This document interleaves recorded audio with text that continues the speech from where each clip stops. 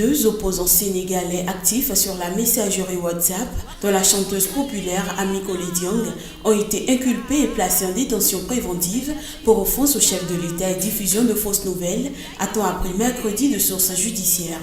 Ami Collé Dieng, chanteuse de Malak, musique sénégalaise basée sur les persécutions qui a connu le succès il y a quelques années, avait été interpellée le 3 août à Dakar par la police. Dans un enregistrement sonore partagé sur WhatsApp, en principe au sein de groupe fermé, la chanteuse de 39 ans s'était montrée favorable à l'ex-président Abdoulaye Wade, un des leaders de l'opposition, lors des élections législatives du 30 juillet et critique le président Macky Sall, dont la coalition venait de remporter ce scrutin. Elle y accusait le chef de l'État sénégalais de manœuvrer dans l'ombre pour accomplir ses desseins et d'être saï-saï coquin en langue wolof. Elle lui reprochait également de n'avoir rien fait dans le pays depuis son élection en 2012 et d'avoir volé les élections du 30 juillet. Enfin, elle dénonçait la gestion par le pouvoir du scrutin marquée par d'importants problèmes d'organisation. Ces propos ont ensuite été largement diffusés par des sites d'information sénégalais. Après son interpellation, Ami Collé Dieng a affirmé que ces critiques n'étaient pas destinées à être rendues publiques selon une source proche de l'enquête. Après 5 jours de garde à vue, elle a été inculpée mardi soir et placée sous mandat de dépôt, a déclaré mercredi à l'agence France Presse l'un de ses avocats, Maître Boubacar Barreau. Une deuxième personne, Amadou Seck, présenté par la presse locale comme l'administrateur du groupe WhatsApp, a également été placé en détention provisoire pour les mêmes chefs d'inculpation, selon une source proche du dossier. Dans la presse sénégalaise, l'avocat a appelé à la suppression du délit d'offense au chef de l'État, évoquant une infraction dont l'origine est monarchique et qui n'a pas sa place dans une société démocratique. Les deux inculpés risquent de 6 mois à 2 ans de prison pour offense au chef de l'État et jusqu'à 3 ans de réclusion pour diffusion de fausses nouvelles, selon la loi sénégalaise.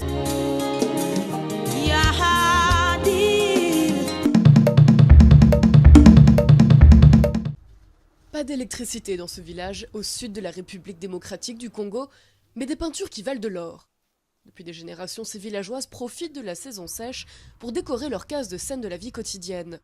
Il y a quelques années, le directeur de l'Institut français local, tombé par hasard sur cet art, décide de le faire connaître. En 2014, des villageoises sont invitées à Paris, où elles vendent pour 60 000 $ de toile. Et par la grâce de cette peinture, ça nous a permis d'arriver à Paris et expérimenter nos œuvres d'art. Et je crois que dans l'avenir, peut-être ça peut bien payer, il y aura d'autres projets qui vont venir. Une pompe d'eau potable a pu être installée, et le village touche 10% des 300 $ payés à l'agence de voyage par la centaine de visiteurs venus admirer les peintures. Mais le tourisme n'en est qu'à ses débuts dans cette région minière du Congo, qui souffre de sa mauvaise réputation. Le Congo est vaste. S'il y a la guerre au nord, c'est 4000 km, mais aussi il n'y a pas de guerre. Et donc il y a des gens qui vont donc en Israël, où il y a des attentats, des bombes, tout ça, mais ils vont faire le tourisme. Il y a des milliers qui y vont. Pour faire fructifier l'art de la région, ce tour opérateur table aussi sur la malachite, très répandue dans les environs. L'arrivée d'entrepreneurs chinois amateurs de souvenirs a relancé les ventes, mais la crise politique que traverse le pays depuis plusieurs années en décourage plus d'un. Déjà que le marché est très difficile ces derniers temps.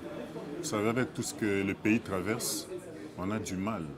Les touristes n'arrivent pas à venir ici. Autre frein, les lourdeurs administratives, comme pour obtenir un visa.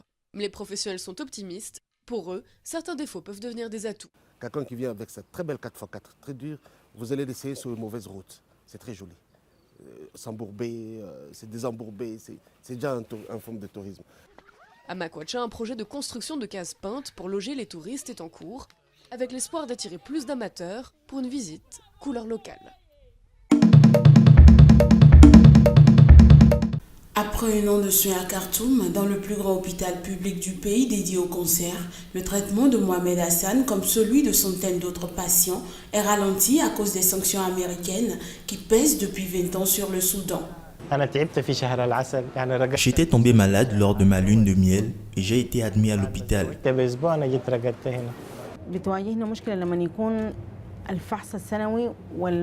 Quand nous venons pour des examens annuels, nous trouvons la machine cassée. C'est un problème. Je suis inquiète car le cancer a pu se propager à mon autre sein.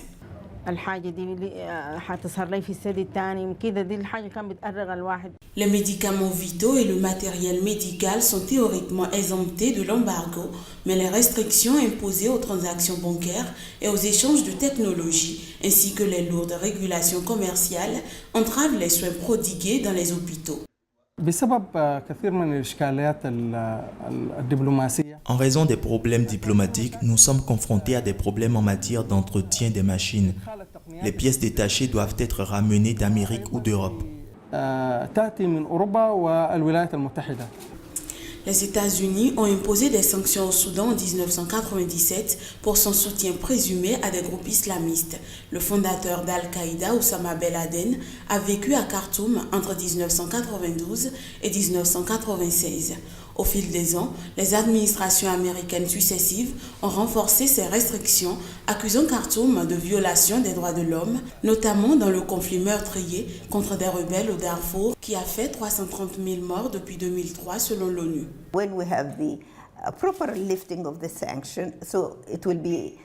Si les sanctions sont pleinement levées, ce sera facile d'embaucher le personnel approprié pour entretenir l'équipement. Si quelque chose ne fonctionne pas, l'ingénieur viendra et trouvera les pièces détachées localement.